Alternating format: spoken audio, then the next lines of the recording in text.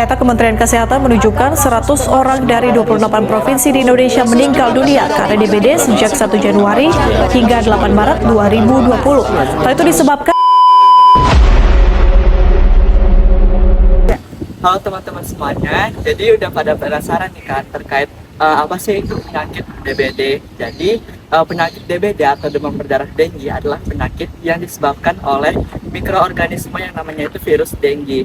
Nah, virus dengue ini ditularkan oleh nyamuk betina Aedes aegypti. Adapun menurut World Health Organization, dengue outbreak fever is viral infectious that spread from mosquitoes to people. It is common in tropical and subtropical climates. Nah, selanjutnya kita akan menelaah ciri-ciri nyamuk Aedes yang menyebarkan virus dengue. Yang pertama yaitu adalah warna. Nah, nyamuk DBD ini mempunyai tubuh yang berwarna hitam dengan garis-garis putih pada bagian kaki dan pada bagian tubuhnya. Nah, yang kedua yaitu adalah ukuran. Nah, ukuran pada nyamuk ini berkisar 4-7 mm, sehingga menjadikannya salah satu spesies nyamuk yang lebih kecil daripada nyamuk-nyamuk yang lainnya. Yang ketiga adalah mata. Nyamuk ini mempunyai mata yang besar dan mencolok sehingga memberikan kesan bahwa nyamuk ini terlihat lebih menonjol. Nah, yang keempat yaitu kepala. Kepala dan toraks atau dada pada nyamuk DBD ini berwarna hitam dengan garis-garis putih serta antena yang terlihat sangat jelas. Nah, yang terakhir adalah kaki. Kaki pada nyamuk ini memiliki corak berwarna putih yang berbentuk sepanjang garis bawahnya. Nah, ciri ini adalah ciri yang paling mudah dikenali. Tahu nggak, saat ini masalah DBD itu termasuk ke dalam salah satu isu kesehatan global yang banyak dibicarakan di seluruh dunia loh. Hal ini dikarenakan masalah DBD telah menimbulkan tantangan kesehatan masyarakat akibat lonjakan kasus yang terus terjadi dari tahun ke tahun. Bahkan diketahui, mulai dari tahun 2000 hingga tahun 2019, WHO telah melaporkan ada 10 kali lipat lonjakan kasus yang terjadi, yang mana pada mulanya lonjakan kasus tersebut terjadi mulai dari tahun 2000 terdapat 500.000 kasus yang meningkat menjadi 5,6 juta kasus pada tahun 2019. Namun peningkatan tersebut tidak berhenti sampai saat itu. Peningkatan tersebut terus terjadi hingga tahun 2023, kasus DBD menjadi 6,5 juta kasus dengan total kematian lebih dari 7.300 kematian. Di Indonesia sendiri, masalah DBD juga termasuk ke dalam salah satu masalah kesehatan masyarakat yang serius karena prevalensinya yang tinggi dan sering menimbulkan kejadian luar biasa. Di Indonesia sendiri dilaporkan pada tahun 2023 kasus DBD itu mencapai angka 114.720 kasus dengan total kematian sebanyak 894 kematian. Namun terjadi peningkatan secara terus-menerus hingga pada minggu ke-43 di tahun 2024 kasus DBD itu mencapai angka 210.644 kasus dengan total kematian yang mencapai 1.239. Untuk di Provinsi Sumatera Utara sendiri, kasus DBD itu terjadi sebanyak 4.658 kasus pada tahun 2023 dan meningkat menjadi 8.963 kasus pada tahun 2024 dengan total kematian sebanyak 56 kematian. Untuk Kota Medan sendiri, kasus DBD pada tahun 2023 itu sebanyak 965 kasus, sedangkan pada tahun 2024 meningkat menjadi 1.102 kasus. Seperti yang sudah dijelaskan sebelumnya, demam berdarah dengue merupakan penyakit yang dapat ditularkan melalui gigitan nyamuk Aedes aegypti. Namun, tidak semua nyamuk Aedes aegypti dapat menularkan demam berdarah dengue. Ini karena nyamuk Aedes aegypti yang bisa menularkan demam berdarah dengue adalah yang mengandung virus dengue di dalamnya. Selain itu, demam berdarah dengue juga tidak bisa ditularkan melalui kontak langsung dari si penderita dan juga orang lain, ataupun dari droplet si penderita. Nah, demam berdarah dengue memiliki beberapa faktor risiko yang dapat memunculkan atau meningkatkan kasus dari demam berdarah dengue. Di antaranya, yang pertama adalah iklim atau klimatologinya.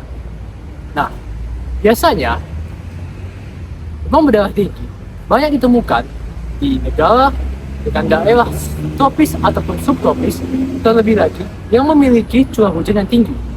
Ini karena curah hujan yang tinggi dapat menyebabkan meningkatnya tempat perindukan dari nyamuk Aedes aegypti. Selain itu, suhu optimum bagi nyamuk Aedes aegypti untuk bertumbuh adalah suhu di sekitaran 25 derajat Celcius sampai 30 derajat Celcius. Faktor risiko yang kedua adalah sosiodemografi. Nah, di mana terdiri dari dua juga, yakni ada pendidikan dan juga usia.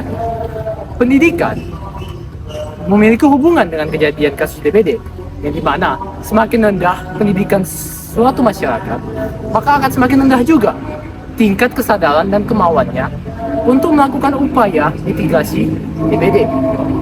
Nah, untuk yang usia yang paling rentan untuk terkena DBD adalah usia di bawah 15 tahun. Kenapa?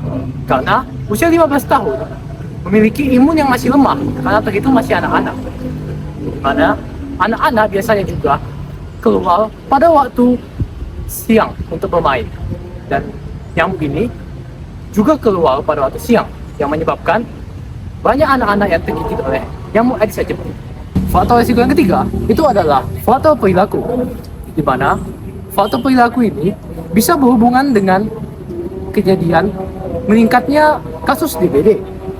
Nah, apabila masyarakat tidak melakukan mitigasi DBD, maka kasus DBD akan terus meningkat karena tidak ada pencegahan dari masyarakat itu sendiri.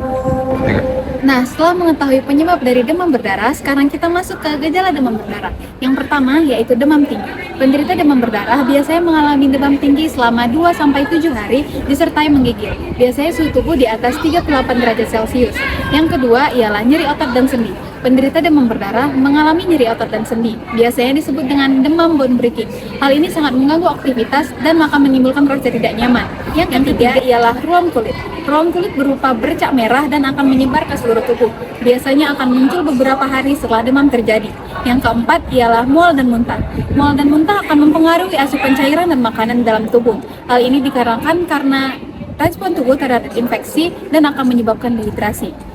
Selain dari gejala yang telah disebutkan, ada beberapa gejala yang harus diwaspadai.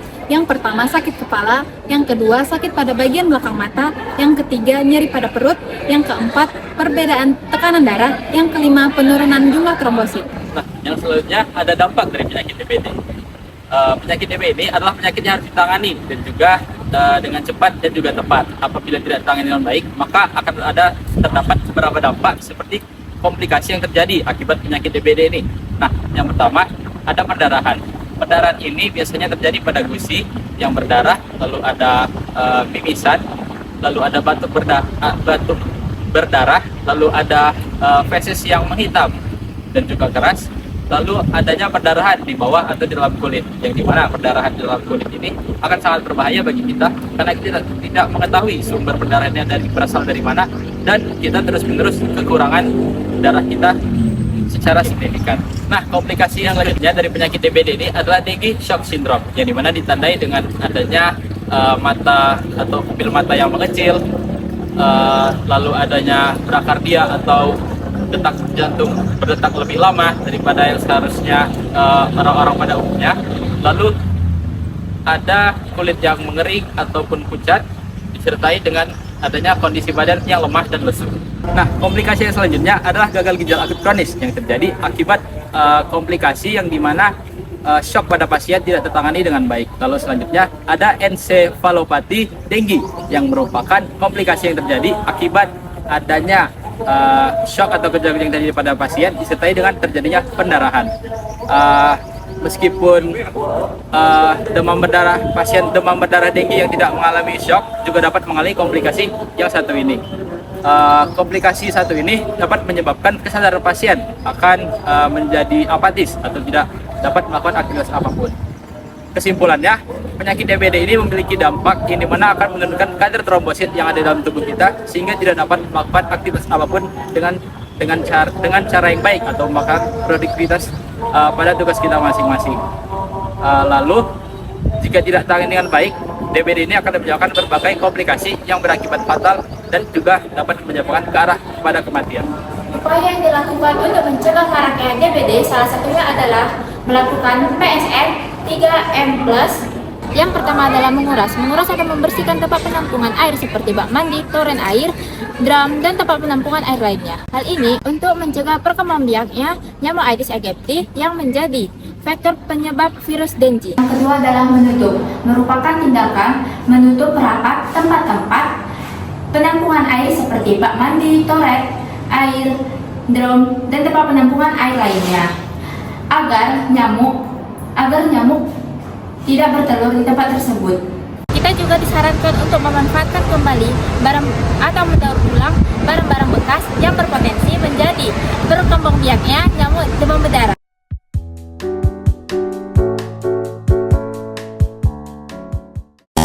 Nyamuk sangat menyukai aroma tubuh manusia. Maka dari itu, ketika kita memiliki pakaian yang meskipun hanya satu kali kita pakai, ada baiknya kita langsung mencucinya ataupun melipatnya di tempat yang bersih agar tidak menjadi sarang nyamuk, terutama di tempat yang gelap seperti kamar. Yang selanjutnya kita akan bahas tentang fogging dan alat semprot nyamuk. Yang pertama kita akan bahas tentang fogging. Fogging adalah kegiatan pengasapan yang dilakukan untuk membunuh nyamuk dewasa. Asap yang sudah dicampurkan dengan insektisida dapat membunuh nyamuk dewasa. Menurut Bidang Pencegahan dan Pengendalian Penyakit atau P2P, fogging secara rutin tidak dianjurkan. Mengapa demikian? Mari kita bahas fakta-fakta tentang fogging berikut ini. Fakta yang pertama mengenai fogging adalah fogging bukan pencegahan, dikarenakan fogging hanya berguna untuk membunuh nyamuk dewasa, sedangkan jentik dan larva nyamuk tidak terbunuh oleh fogging. Cara untuk membunuh larva dan jentik nyamuk hanya dengan menggunakan 3M saja. Fakta yang kedua mengenai fogging adalah jika terlalu sering menggunakan fogging, nyamuk akan resisten terhadap fogging tersebut. Maka dari itu, nyamuk tidak akan dapat lagi di fogging untuk selanjutnya. Fakta terakhir mengenai fogging adalah fogging penting untuk pengendalian kasus DBD. Biasa dinamakan dengan fogging fokus. Jadi fogging fokus ini dilakukan setelah adanya penyelidikan epidemiologi terhadap pasien yang sudah terjangkit DBD. Pasien akan ditanya-tanyakan mengenai lokasi terakhir dia terjangkit DBD. Setelah ditemukannya lokasi pasien terjangkit DBD, maka akan di-fogging dengan radius 100 meter dan akan di-fogging dengan waktu di mana nyamuk Aedes aktif, yaitu di jam 8 sampai jam 10 pagi, di jam 4 sampai jam 6 sore. Setelah membahas tentang fogging, kita akan lanjut dengan membahas mengenai semprot nyamuk. Semprot nyamuk sebenarnya tidak dianjurkan untuk digunakan secara terus-menerus. Selain membahayakan kesehatan, semprot nyamuk juga dapat membuat nyamuk semakin resisten terhadap semprotan.